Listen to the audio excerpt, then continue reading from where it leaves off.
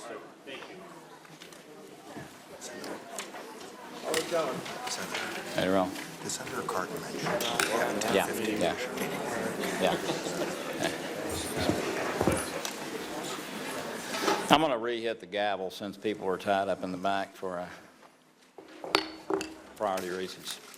I want to call the meeting to order. I want to thank everybody for coming today, and to those who are here and have traveled extensively to be here, I want to apologize on the front end for what's happening today. We have 2 votes at 10:30, which means that people will be streaming in and out of the meeting. And secondly, unfortunately, I understand there's a Democratic caucus meeting that was called without talking to some of the chairmen. So in any event, that doesn't take away from the importance of this. I just hope that people will bear with us. We're at a historic turning point in the global fight to end modern slavery today, thanks to the incredible efforts of so many committed individuals, 2 of whom are with us today. Several are in the audience, and certainly many up here at the dais. Faith-based groups, 8 organizations throughout the U.S., and just people around the world have come together around this issue that we're highlighting today. This is the 3rd year that we've held a hearing to highlight Shine a Light on Slavery Day. And the End It movement has been building for about 10 years now. People around the world are very, very familiar now with this scourge on mankind. Across the country, people have made personal statements about the need to end modern slavery by wearing a red X, like so many of us are doing today. And this year, on February 23rd, during a Senate recess, this day will take place. In marking End It Day, we highlight the horrific nature of modern slavery. We also highlight progress that's being made as the U.S. prepares to embark on an unprecedented global effort to end this scourge on humanity. And we certainly have some pioneers today who've been very instrumental in laying the foundation for that. Starting with the Trafficking Victims Protection Act, there's been a growing awareness and increasingly effective anti-human trafficking work in the United States. This is important because as we begin to implement the authorization of the End Modern Slavery Initiative to measurably and sustainably ramp up all of our efforts worldwide, we can build on what has occurred. And I want to take this moment to thank people here on the committee that unanimously passed out several years ago this bill. And then continued to work to make sure, after about a 2-year process, we actually pass the authorization. I think people understand appropriations are already in place. And now the real work begins, again, standing on the shoulders of our witnesses here today and so many others. Along the way, we've seen efforts to make a difference, as I just mentioned. And our first witness today is Mr. Ashton Kutcher. He's the co-founder of Thorn, an organization that works with law enforcement to rescue trafficking victims by leveraging the very technology used to abuse and exploit them. We welcome him today. He, by the way, flew all night. He's working right now on a film, and so he caught a red eye in after having dinner with his wife. Very, very smart man on Valentine's Day. And he's leaving immediately after this. But I'll tell you, if you knew of what he and his organization has done, it's inspirational. And the metrics that they're able to help us with, the way that they're able to interdict in advance now what's happening is phenomenal and a true testament to entrepreneurialism and people taking a risk, in this case, towards a social good. I had a few moments with him. I'm even more thankful for him and his commitment to this, and became interested just by seeing that it was occurring and felt that he could do something about it. We also welcome our second witness, Mrs. Elisa Massimino, President and Chief Executive Officer of Human Rights First, which is engaged in the fight against modern slavery. Thank you so much for what you've been doing in your testimony today.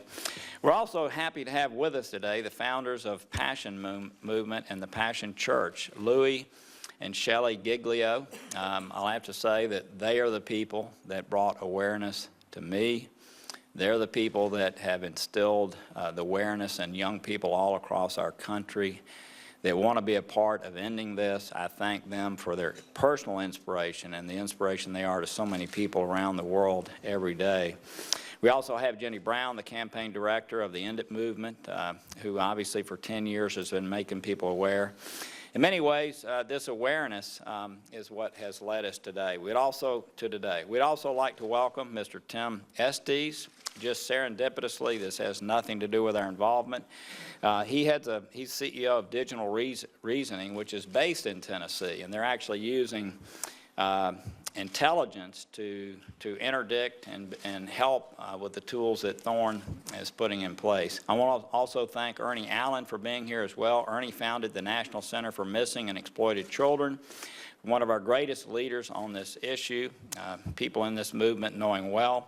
I also want to welcome former U.S. Representative Susan Molinari from Google, who's been involved in this even before being involved with Google. So with that, thank you all for being here. It's a great day for us, a lot of work ahead. I'd like to introduce our outstanding ranking member, Ben Cardin, and my friend. Well, Mr. Chairman, thank you for making this one of the first hearings for the Senate Foreign Relations Committee in this Congress. It speaks to the priority that we believe that we must pay to modern-day slavery trafficking. And we are proud of the progress that we have made in regards to dealing with this issue. It's been thanks to U.S. leadership, many of the people in this room. Susan Molinari, it's nice to see you again. We served together in the House of Representatives. It's always a pleasure to have Senator McCain on this committee. He served here for a while. I was a little suspicious when I saw him in the facilities. I thought he was coming over to take our office space as well as our jurisdiction for the Armed Services Committee. That had me a little bit concerned, but it's always a pleasure. Came to counsel you. Your counsel is always welcomed, but Senator McCain is one of our great international champions on human rights, and he's always very kind in the comments he makes about many of us, but we all have been mentored by Senator McCain on his passion to stand up for what is right, and to do that regardless of the political consequences. When you stand up for human rights, you're standing up for what makes America the great nation it is. So, Senator McCain, it's great to have you here, and thank you for your incredible leadership. Mr. Chairman, we've been talking about trafficking for a long time. And quite frankly, it was the U.S. leadership, it was the congressional leadership that made this issue the priority of our nation and has made progress globally on trafficking, whether it's trafficking for sex or for labor issues, so many areas in which we have seen people abused around the world. I want to thank you for your leadership. It is tough to get anything done in this body, but through your persistent leadership, we've been able to leverage a very small amount of federal funds with private sector dollars that will make a difference globally on our fight against trafficking. And you stuck with it, you got it done, and thank you for doing that. I want to thank Senator Menendez for his leadership on this issue. He's been one of the great champions on trafficking and standing up for the integrity of the Trafficking in Persons report, which in the last administration, a Democratic administration, there was bipartisan criticism for the manner in which the Obama administration, we believed, brought in factors that should not have been brought in to the rankings on the Trafficking in Persons report. I'm proud of the work that's been done by the Helsinki Commission. I at one time had the opportunity to chair the Helsinki Commission. It was the Helsinki Commission that raised these issues in the international forum. Chris Smith now is our special representative to the OSCE Parliamentary Assembly. He's made a career priority of dealing with trafficking. Mr. Chairman, as you can see, there have been members on both sides of the aisle to recognize that this indeed is modern-day slavery. And we have a responsibility to root this out wherever we find it. And it cannot be compromised for other areas. This is something that in and of itself must be our highest priority. So we can celebrate the success that we've had, but we know that too many people are at risk. Yeah. I visited victim centers and have seen the victims of trafficking. I've seen the victims of trafficking in Europe. I've seen the victims of trafficking in Asia. I've seen the victims of trafficking in the United States. And it's heartbreaking. And we know that they're victims, and we need to recognize them as victims. I want to make just one other comment, if I might. and that is there are many reasons I was concerned about the President's executive order on immigration and refugees. But one of the reasons is the impact it has on victims of trafficking. I'm not clear whether those who had T visas would in fact still be, who are victims of trafficking, could have come into this country under that ban. I know that many of the refugees from Syria are potential victims or are victims of trafficking that our refugee program has a major impact. We know that the Rohingya population of Burma were subject to trafficking. Many were allowed to come to the United States that were put on hold as a result of the President's executive order. So I just urge us that as we look at our priorities for protecting those who are victims, that we recognize that we, in our zeal to protect our nation on things like this executive order, has an impact on protecting people from the scourge of trafficking and modern-day slavery. And I would just urge us to make sure that when we say this is going to be our priority, that we are going to protect these victims, that we look for every possible way in order to be able to accomplish these goals. As the chairman said originally, I apologize that the Democratic members are going to have some conflicts. There's some conflicts on floor votes, but I must tell you, this is a very, very important hearing, and one we thank our witnesses and we thank the interest that we have from the private sector to work with us to find ways that we can be more effective in stopping modern-day slavery. Thank you so much. And with that, we'll turn to my friend, and as been mentioned, someone who's been fighting for the rights of people who don't have them all around the world. One of the crankiest members that we have here in the United States Senate. But we're glad that he has come to our hearing today, and I want to thank you personally for your and Cindy's leadership on this issue. I want to thank you also for allowing the Modern Slavery Initiative to be carried on the NDAA last year. Thank you for hanging with us, but showing the leadership you have. I know you're going to make a few comments. We appreciate that, and we introduce you now. I thank you, Mr. Chairman. I will now translate the chairman's remarks into English.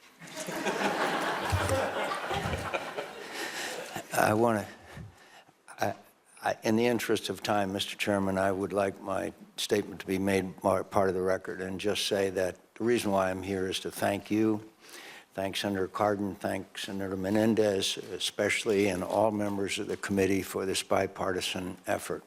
If it had not been for yours and Senator Cardin's tenacity and dedication to this issue, it would not have passed into law as part of the National Defense Authorization Act. So I want to thank you, and I want to thank all members of this committee for their effort and their highlighting this terrible, terrible issue that, unfortunately, thanks to a lot of things, including social networking, seems to be growing rather than lessening throughout the world.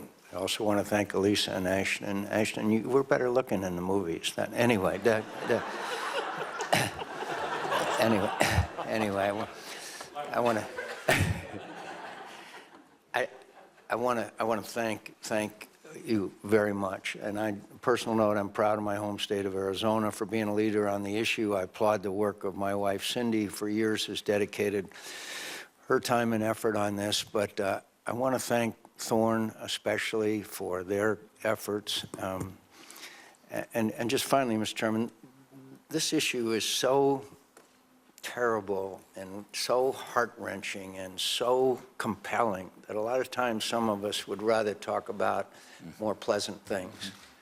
And so I thank you for everything that you and members of this committee, but especially you and Ben, have done in furthering this effort. And someday it will pay off, and we will hear from our witnesses of the compelling stories that are so deeply moving, and I can't think, frankly, of a higher priority. I thank you, Mr. Chairman. Thank you so much for coming. We appreciate it. Thank you.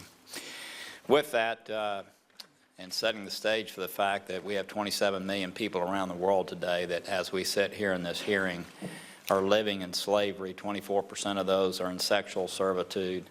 76% are living, working in living in cages at night, working in fishing, working in brick kilns, working in rug manufacturing. We have two of the best witnesses we could possibly have, and people who have committed their lives and resources to this. Our first witness is Mr. Ashton Kutcher, co-founder of the Thorn Digital Defenders of Children. And Ashton, I just want to say again, your story, for those people who are involved in venture capital and entrepreneurialism, be uplifting to see what you have done solely to help other people. I look forward to your testimony. Our second witness today is Elisa Massimoni, President and Chief Executive Officer of Human Rights First. We thank you again for being here. If you would give your testimony in the order introduced, any written documents I have without objection will be entered into the record. Again, thank you so much for being here.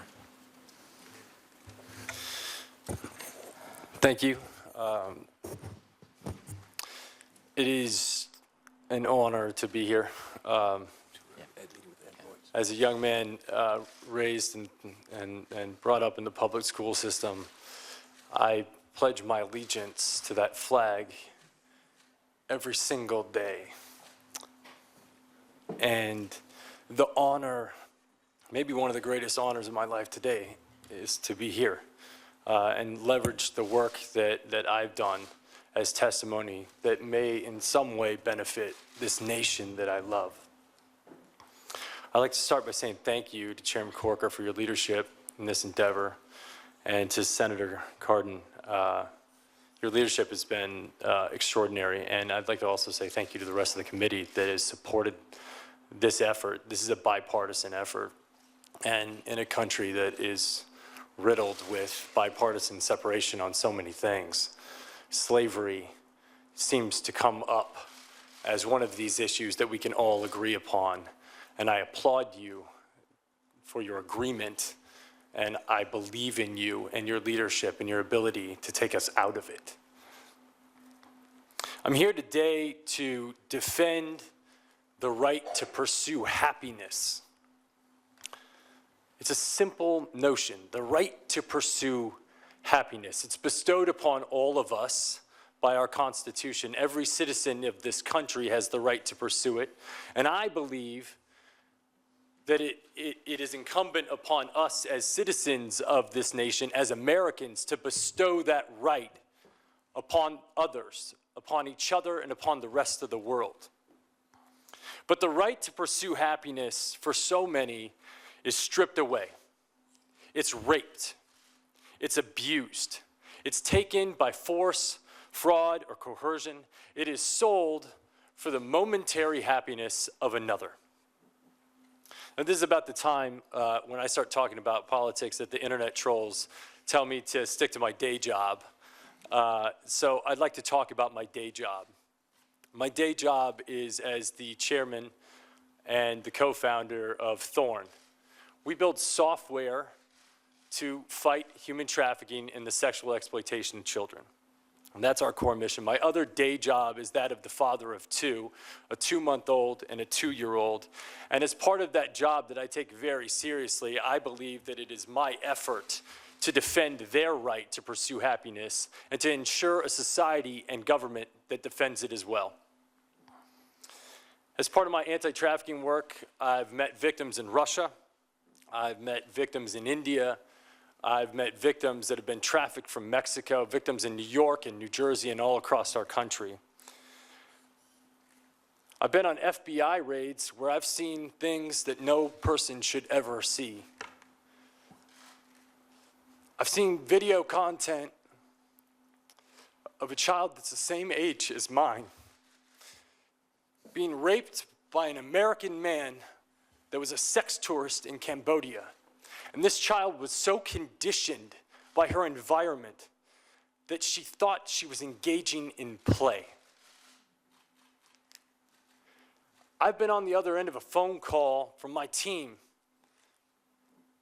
asking for my help because we had received a call from the Department of Homeland Security telling us that a 7-year-old girl was being sexually abused, and that content was being spread around the dark web.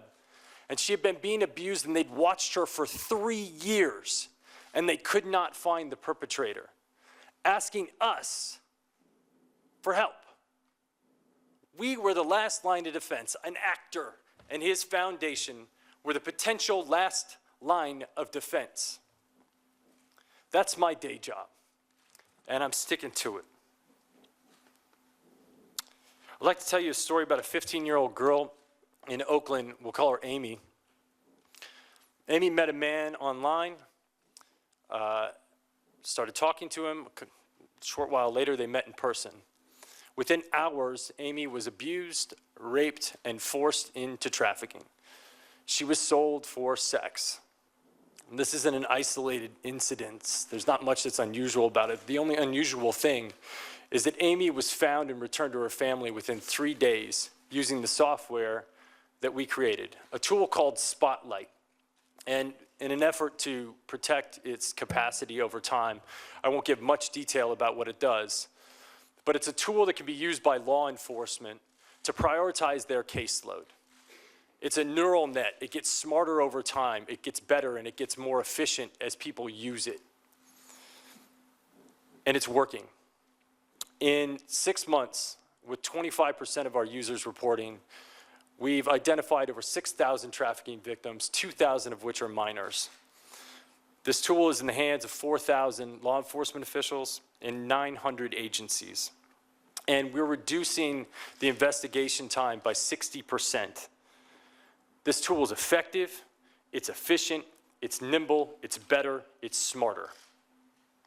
Now, there's often a misconception about technology that in some way it is the generator of some evil, that it's creating job displacement, and that it enables violence and malice acts. But as an entrepreneur and as a venture capitalist in the technology field, I see technology as simply a tool without will. The will is the user of that technology, and I think it's an important distinction. An airplane is a tool. It's a piece of technology. And under the right hands, it's used for mass global transit, and under the wrong hands, it can be flown into buildings. Technology can be used to enable slavery, but it can also be used to disable slavery, and that's what we're doing. I alluded to a phone call that we got from the Department of Homeland Security about this girl that was being trafficked on the dark web. Now, it's interesting to note that the dark web was created in the mid-90s. It was a tool that was created by the Naval Research Lab called Thorn, a tool with absolute purpose and positive intention for sharing intelligence communications anonymously. It's also been used to help people who are being disenfranchised by their government within political dissent in oppressive regimes. But on the other side, it's used for trafficking. For drug trafficking, for weapons trafficking, and for human trafficking. And it's also the warehouse for some of the most offensive child abuse images in the world. Now, when the Department of Homeland Security called us and asked for our help and asked if we had a tool, I had to say no. And it devastated me. It haunted me. Because for the next 3 months, I had to go to sleep every night and think about that little girl that was still being abused. And the fact that if I built the right thing, we could save her. So that's what we did. And now, if I got that phone call from Greg, wherever you're at, the answer would be yes. We've taken these investigation times of dark web material from 3 years down to what we believe can be 3 weeks. The tool is called Solus. Once again, I won't go into too much detail about the tool, but it's being used by 40 agencies across the world today in beta, and we believe that it's going to yield extraordinary results. And just like Spotlight, it gets smarter and more efficient and more cost-effective over time. So where do we go from here? What do we need? Obviously, we need money. We need financing in order to build these tools. Technology is expensive to build, but the beauty of technology is once you build the warehouse, it gets more efficient and more cost-effective over time. I might be able to present to you a government initiative where next year I come back and ask for less. And to me, that's like, it seems extraordinary. The technology we're building is efficient, it works, It's nimble because traffickers change their modus operandi, and we can change ours as well, just as efficiently, if not more efficiently, as they can. It's enduring, and it only gets smarter with time. We also are collecting data. We have KPIs. We actually understand that if we're delivering value, we increase our efforts in that area. If we're not delivering value, we shut it down. And it's a quantifiable solution. One of my mentors told me, don't go after this issue if you can't come up with a quantifiable solution. We can quantify it, and we can make the work that we're doing and the initiatives that you put forth accountable. My second recommendation is to continue to foster these private-public partnerships. Spotlight was only enabled by the McCain Institution and the full support of Cindy McCain and a man that I find to be not only a war hero, but a hero to this issue, John McCain. It wasn't just created by them. There was extraordinary support from the private sector. Company Digital Reasoning out of Tennessee stepped up to the plate. They offered us effort. They offered us engineers. They offered us support and pro bono work. We've had the support of companies that oftentimes war with each other, from Google to Microsoft to AWS to Facebook. And some of our other technology initiatives include many, many other private companies. It's vital to our success. These private-public partnerships are the key. The third thing I'd like to highlight is the pipeline. You know, we sit at the intersection of discovery of these victims, but the pipeline in and the pipeline out are just as vital and just as important, and addressing them are just as important. I'd like to highlight one thing in particular, that being the foster care system. There are 500,000 kids in foster care today. I was astonished to find out that 70% of the inmates in the prison across this country have touched the foster care system, and 80% of the people on death row were at some point in time exposed to the foster care system. 50% of these kids will not graduate high school, and 95% of them will not get a college degree. But the most staggering statistic that I found was that foster care children are 4 times more likely to be exposed to sexual abuse. That's a breeding ground for trafficking. I promise you that's a breeding ground for trafficking. But the reason I looked at foster care is that it's a microcosm. It's a sample set that we have pretty extraordinary data around to date, even though we can't seem to fix it. It's a microcosm for what happens when displacement happens abroad as the unintended consequences of our actions or inactions in the rest of the world. When people are left out, when they're neglected, when they're not supported, and when they're not given the love that they need to grow, it becomes an incubator for trafficking. And this refugee crisis, if we want to be serious about ending slavery, we cannot ignore it, and we cannot ignore our support for this issue in that space, because otherwise we're going to deal with it for years to come. The outbound pipeline. There's just not enough beds. The bottom line is, once someone is exposed to this level of abuse, it's a mental health issue. And there aren't enough beds, there's not enough support, and we have to have the resources on the other side. Otherwise, the recidivism rates are through the roof. It's astonishing, because when Maslow's hierarchy of needs are not being met, people resort to survival, and if this is their means of survival and the only source of love that they have in their life, that's what they go for. So we have to address the pipeline out, and we have to create support systems on the other end. It's not an entitlement, it's a demand to end slavery. My fourth and final recommendation is the bifurcation of sex trafficking and labor trafficking. They're both aberrations, they're both awful. They're both slavery, and they're both punitive, in fact. But the solution sets are highly differentiated. When you look at sex trafficking, a victim is most often present at the incident of commerce. And this provides an opportunity for drastic intervention. Whereas in labor trafficking, the victims are being hidden behind the manufacturers and the merchandisers. And it requires an entirely different set of legislation and proactivity and enforcement in order to shut it down. There's a lot of rhetoric that's going on in the world right now about job creation in the United States. Well, if we want to create jobs in the United States, I would ask you to consider eliminating slavery from the pipelines of corporations, because a lot of that slavery is happening abroad. And if we ask those corporations under extreme pressure that if you don't change it, you are going to be penalized. And if you don't clean up that pipeline, it's going to mean trouble. And they're forced with two decisions. They can either clean up the pipeline abroad, or they can move the jobs to the United States of America where they can be regulated and supported. Bringing jobs to America can be the consequence of doing the right thing, or it can be the consequence of doing the wrong thing. But that choice is up to you. Now, it's not lost on me that all of this disruption in our marketplaces is going to have economic backlash. Like, that is not lost on me at all. But I ask you, do you believe that Abraham Lincoln had to consider the economic backlash of shutting down the cotton fields in the South when he shut down slavery? Because I'm sure that weighed on his mind. You know, happiness can be given to no man. It must be earned.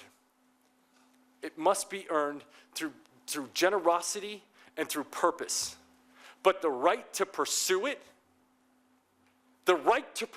is every man's right.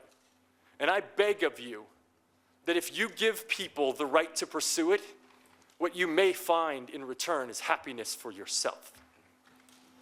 Thank you. Thank you so much. Thank you. Elisa. Thank you, Chairman.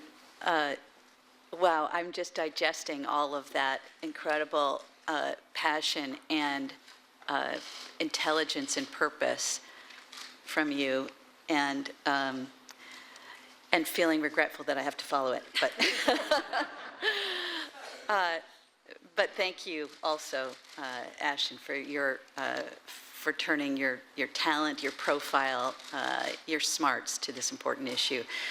Thanks to this committee, and particularly thank you to you, Mr. Chairman, for your outstanding leadership on this issue. We are so grateful for your efforts to promote a stronger American leadership in this fight.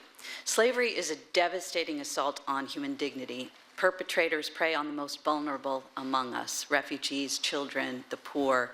It's a pressing global problem that affects and implicates the United States. It involves multinational supply chains, criminal enterprises, and the very terrorists and extremists that our nation has vowed to combat. It tests our country's willingness to uphold fundamental rights at home and to challenge other governments to do the same.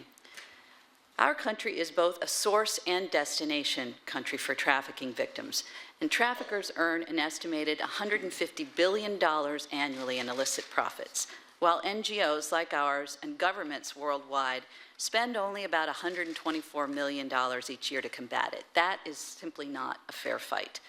Meanwhile, American workers are forced to compete against free labor as companies take advantage of the global failure to enforce anti-slavery laws.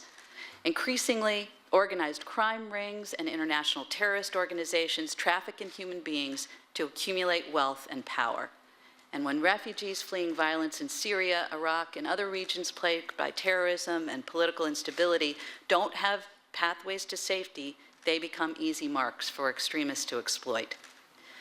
Congress and the administration ought to deepen their commitment to combating slavery, not only because of the moral and economic implications, but also because of the national security risks posed by corruption, terrorism, and organized crime. At Human Rights First, our mission is to foster American global leadership on human rights. We believe that standing up for the rights of all people is not only a moral obligation, but it's a vital national interest, and that our country is strongest when our policies and actions match our ideals. For nearly 40 years, we've worked to ensure that the United States acts as a beacon on human rights in a world that sorely needs American leadership. American efforts to end modern slavery are critical not only to prevent human trafficking here at home, but also to ensure that our country sets an example for others. That's why we need to work harder to eliminate slave labor from the supply chains of American companies and to empower federal law enforcement agencies, which have deep expertise in prosecuting cross-border organized crime, to focus greater attention on ending impunity for traffickers and their enablers. Right now, Slavery is a low-risk enterprise for the bad guys. According to the State Department's most recent Trafficking in Persons report, there were just over 6,600 trafficking convictions globally in 2015, and only 297 of those were here in the United States.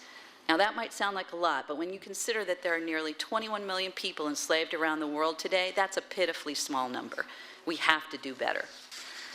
The United States has made important progress in the fight against modern slavery, and this committee has really been a key driver of that progress. The bipartisan cooperation and concern that's been demonstrated by this committee is a model for the future of our country. Today, Human Rights First is releasing a new congressional blueprint for action to dismantle the business of modern slavery, in which we detail additional measures that Congress should take. Modern slavery is a complex global crime, and we have to tackle it using a range of strategies. In my written testimony, I detail our recommendations, and they include using the funds authorized by the End Modern Slavery Act to combat trafficking globally and to attract new resources from other governments and private donors, bolstering the Trafficking Victim Protection Act to ensure that law enforcement and prosecutors have adequate resources to hold traffickers accountable, intensifying enforcement of the Tariff Act's ban on importation of goods made with slave labor, fully leveraging the power of the U.S. government, contracting to make sure we're not purchasing goods and services made with slave labor, and shielding the TIP report from political influence by passing the bill recently introduced by Senator Menendez and Senator Rubio. Each of those measures is critically important, but we also have to pay attention to prevention. Traffickers are ruthless and opportunistic. They are drawn like sharks to those in distress.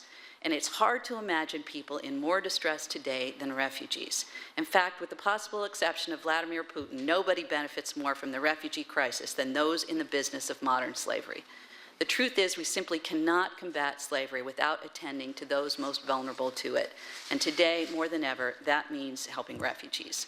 As the State Department explained in last year's TIP report, refugees are, quote, prime targets for traffickers, and refugee camps are ideal locations for them to operate. The majority of the world's refugees are women and children, and the UN Special Rapporteur on Trafficking reports that since 2011, thousands of them, thousands, have disappeared, presumably abducted for purposes of trafficking-related exploitation. The UN Rapporteur also concluded that one of the primary causes of the rise in trafficking worldwide is increasingly restrictive and exclusionary immigration policies. According to the UN High Commissioner for Refugees, 10% of the world's refugee population is in urgent need of resettlement. Yet last year, only 1% were moved to places of safety. In light of this crisis, the recent executive order blocking the resettlement of Syrian refugees and reducing refugee admissions and halting the entire refugee resettlement program for the foreseeable future is particularly cruel. Turning our backs on the people most vulnerable to slavery, the very people this committee has worked so hard to help, not only breaks faith with our most cherished ideals, but it's a gift to those who profit from human misery. As a nation that once pledged to stand firm for the non-negotiable demands of human dignity, I think it's unconscionable. It's not who we are. It's not what we stand for. Time and again, national security leaders from Republican and Democratic administrations have testified that protecting refugees does not put Americans at risk. On the contrary, accepting Syrian and other refugees actually makes us safer. By helping them, the U.S. safeguards the stability of our allies that are hosting the vast majority of refugees, counters the warped vision of extremists that we are somehow at war with Islam, and strengthens our moral credibility, credibility that can be leveraged on other issues. 32 of our nation's most prominent national security leaders, retired flag officers, former government officials, including the former Secretary of Homeland Security, Michael Chertoff, former National Security Advisor, Steve Hadley, and former director of the National Counterterrorism Center, said in this statement, and I quote, "Despite America's role as the global leader in resettling refugees, many voices call for closed doors rather than open arms. To give in to such impulses would represent a mistake of historic proportions." The so-called extreme vetting that's sought by the administration is already happening. It takes place over many months. It involves multiple law enforcement and intelligence agencies. And the blanket ban that's been proposed would not block terrorists. It would, our nation's national security officials already do that, but it would block people forced to flee because of persecution and violence inflicted by repressive regimes and terrorist groups. And it'll block people that are vulnerable to the parasitic criminals and violent extremists who profit from the global slave trade. Mr. Chairman and members of the committee, I know how deeply you care about ending the scourge of modern slavery, and I urge you to allow your compassion for its victims to inform your position on refugees. Anyone who seeks to deprive traffickers of their ability to prey on vulnerable people cannot in good conscience slam the door on refugees. We are counting on you to fight any executive action that would sacrifice more innocent women and children to the global slave trade. In particular, I urge you to support Senator Feinstein's bill that would rescind the executive order. In the midst of the biggest crisis, refugee crisis since World War II, the world is really watching what we do. If we want our country to be a global leader in the fight against modern slavery, we can't turn our backs on the very people most likely to become its victims. Thank you. Thank you. Ashton, I was going to ask you a different question, but after hearing your opening comments, I'm going to reframe it. I think you shared how you became involved in this and your compassion and passion for ending it, and we thank you for that. We've embarked on a program now that is a public-private partnership of major proportion. It's where the U.S. would lead. We'd get other governments to help on a 2-to-1 basis, and the private sector to help on a 3-to-1 basis to put in place an effort that would have metrics, an effort where we would be able to measure results, measure the problem, measure results. And I just wonder, based on the experiences that you've had in the private sector, establishing metrics and models to end this scourge on mankind, what kind of advice would you give us as we set up this international effort that's based here but led by the United States?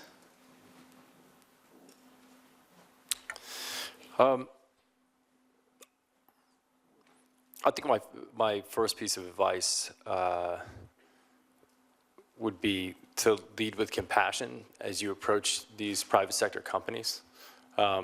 These companies have customers, and they care about their customers, and they want their customers to know that they're doing the right thing. And I think great companies have a conscience that promote them to actually do the right thing. The second thing, I mean, you basically said it in your question to some degree, which is you have to be able to measure results. And I oftentimes believe that if you cannot measure it, you cannot improve it, and if you can't improve it, you're working blindly. But also, what I would encourage is to ensure that whatever buckets of capital are being deployed, to actually do them, to deploy that capital in a way where there isn't a risk aversion in shooting for the fences. If what it is that you're trying to apply to the issue doesn't have a potential 10x outcome, but also the same potential to fail, you may not get the results that you want. And as I work with entrepreneurs across the country, the extraordinary thing about the entrepreneurs I work with in Silicon Valley is that they're not afraid to fail. It's unbelievable. As a kid from Iowa that was taught to be responsible at everything and make sure every dollar counts, they just go for it, like full blown. And so if you deploy the capital in a way that allows people the opportunity to fail, but also massively succeed, you may find that you have much greater outcomes than what you do by making the safe choices with the deployment of the capital in large chunks into, some. Well, obviously, that's, the good field to do. Oftentimes, the greatest idea comes when those people aren't afraid to fail. And so giving them permission to shoot for the fences, I think is an important piece of the puzzle. I'm going to turn to Senator Menendez. These people are coming back, by the way. We've got a vote that's underway. I think we're going to try to time it where we do both at one time. Senator Menendez, do you want to go and come back? Yeah, Mr. Chairman, I think there's only 2 minutes left in the vote, so I do intend to come back, notwithstanding the caucus. So. Okay. So here's what we're going to do, and this is strange, but we're going to recess for just a moment until the next person comes back, and we'll resume. And I apologize for this, but I'm sure lots of people would like to have their photograph taken. I prefer not to talk to no one. Okay. We'll be back. although I do it quite often. We're in recess until someone returns. Thank you.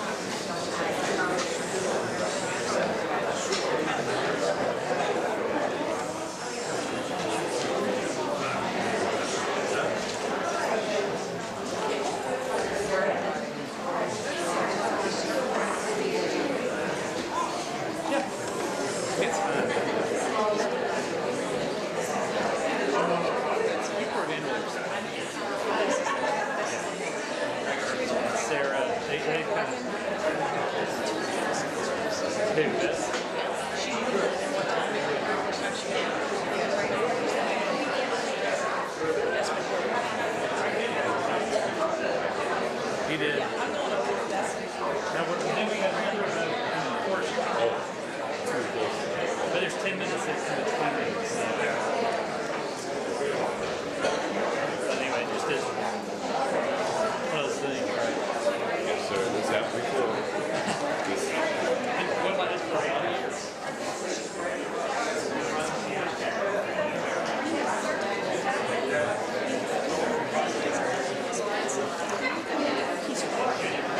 Just come back and do what you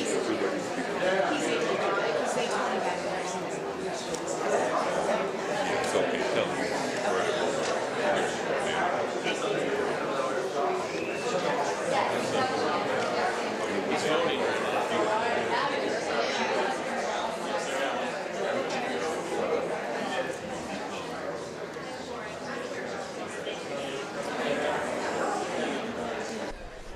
This is the Senate Foreign Relations Committee. They're taking a break here in their hearing looking at human trafficking and modern slavery.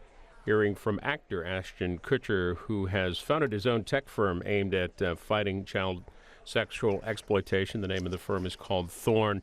You may have heard Senator Corker, the chairman of the committee, mention votes on the Senate floor. That's why back and forth, sort of spotty attendance from senators. The votes on the Senate floor on a measure that has passed the House already, and this one deals with background checks for the mentally ill. It passed in the House a week ago or so. That vote is underway.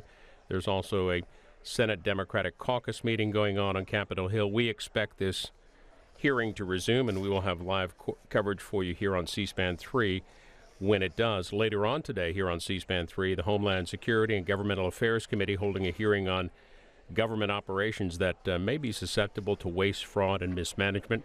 That's live at 2:45.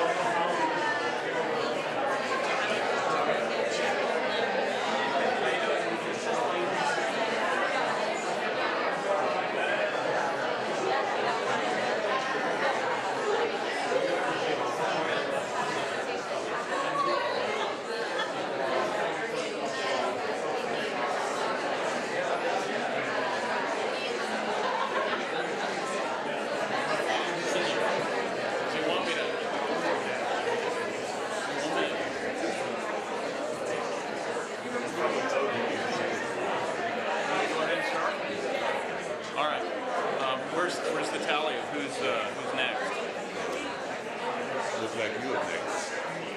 Okay. All right, well, let me go ahead and do my question. I'll keep it moving. Let me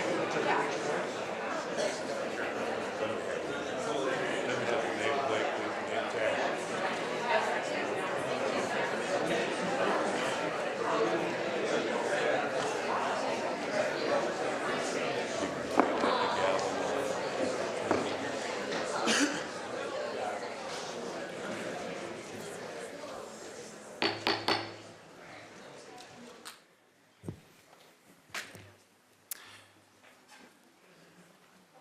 Well, I want to thank our witnesses very much. As you're well aware, we have votes going on right now, but with the chairman's guidance, we shall continue here out of respect for your time. We'll begin with my own questions. As other members roll in, we'll entertain those. But Mr. Kutcher and Ms. Massimino, thank you so much for your leadership. This is such an important area. We're shining a national spotlight on the importance of it, and I'm just so grateful for your efforts. Do you both agree, as you work on this issue, that the State Department's annual Trafficking in Persons report is a valuable resource in your efforts to fight human trafficking and the scourge of modern slavery? Yes?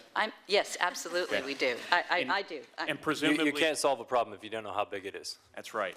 So presumably, we want that report to be as accurate and as comprehensive as possible, right? We do. Okay. Yes. These are what we call leading questions in the profession, right?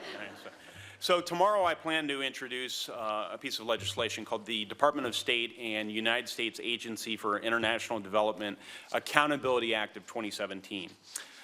The legislation is needed to provide this committee greater transparency regarding the more than 180 General Accountability Office recommendations for the Department of State and USAID that haven't been fully implemented. And among the recommendations are at least 2 or 3 recommendations pertaining to this very area about which you and so many others are passionate. The legislation will enable Congress and this committee to conduct even more effective oversight, something we can always improve upon. It would require state and USAID to provide a timeline for implementation of these anti-trafficking proposals as well as other proposals. And it would ensure that any GAO recommendation that is not implemented, we're certain as to why that is, given some rationale for that. So given the large number of open recommendations, it would be my hope that most would be implemented and that we can get bipartisan support for this effort. So I'm inviting members of both sides of the aisle to work with me on this legislation. We'll be dropping it tomorrow. I'd like to ask both of our witnesses about the growing impact of sexual exploitation, forced labor, what we generally call modern slavery, here in our own country. Some of my thinking on this issue is informed by good work that has been done in my own state of Indiana. With the leadership of the Indiana Attorney General, our former U.S. Attorney, and now so many other stakeholders in our state, we have put together a report in our state, the 2016 Indiana State Report on Human Trafficking. Typically, we ask for unanimous consent to enter this into the record. I consent to have it entered into the record. And I think this will be instructive to further your efforts and those of others who are working on this issue. This was the product, this report and the related initiatives in my own state of Indiana was a product of a public-private partnership to address the unique challenges that our state and others are facing. The report indicates that the Coalition of Service Providers served 178 trafficked youth in 2016 alone. 178 people in my home state of Indiana. Of those youth under age 21 served by Indiana providers statewide in 2016, nearly all were girls, 94%. As a father of 3 young girls, I feel particularly passionate about the need to address this. But I note that this is something that afflicts both genders as well. The report found nearly 30% of those impacted are 15 or younger, and more than 10% are between the ages of 12 and 14. All of my children are younger than that. In Indiana, victims were as young as 7 when first trafficked. These statistics are, of course, heartbreaking. They speak to the broader challenges we face nationally and internationally. If you could each speak to whether the trend lines in the state of Indiana are reflective of your findings across the country. With respect to with respect to sex the trafficking, ages, yeah, the gender. So most studies have found that the average age of entry into sex trafficking is about 12 years old. And I think most of the numbers that you're finding in your state are accurate. I would, relative to the legislation that you were alluding to earlier, I would like to ask, then what? So we measure it, we know it's a problem, but then what?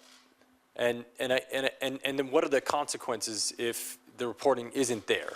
And what is the consequences if they don't use the tools, if the tools aren't being used? I'm just curious about that relative to that legislation. I'd be happy to indulge that question. So working with the chairman and the ranking member and people on both sides of the aisle, I think we should make every effort to make sure that the State Department has a specific, concrete plan of action, comprehensive in nature, that would arrest this problem internationally, since that's the focus of the State Department. We also need to have a domestic a range of solutions to this. And then we need to resource. We need to resource our action plans at the state level, at the federal level. I know that's been a point of emphasis in your own testimony. Here on this committee, perhaps the first step is to see that members on both sides of the aisle continue to work to push an authorizing bill, something the chairman has really shown some leadership on recently. And to the extent we can include human trafficking and other things moving forward on that, that's part answer to your question. So, Ms. Massimino, do you have additional thoughts on the trend lines in Indiana versus the country? I do. I do think those are reflective of what we see. I also want to say I think it's really important, the state-level focus on trafficking. This, as I said, is a big global problem, very complex, and there are lots of different ways we need to tackle it. But it's really quite important. That sounds like extraordinary leadership at the state level to be tackling these issues really kind of close to home. And, one of the things that you heard from both of us is the importance of, reporting is for the purpose of being able to measure progress, right? And to get data so you know what strategies are working. One of the things that Human Rights First has been really focused on is making sure that state and federal law enforcement have the resources that they need to go after higher up in the food chain, if you will, of these criminal enterprises that are exploiting people, both on labor and sex trafficking. Labor trafficking cases are a much smaller percentage of the overall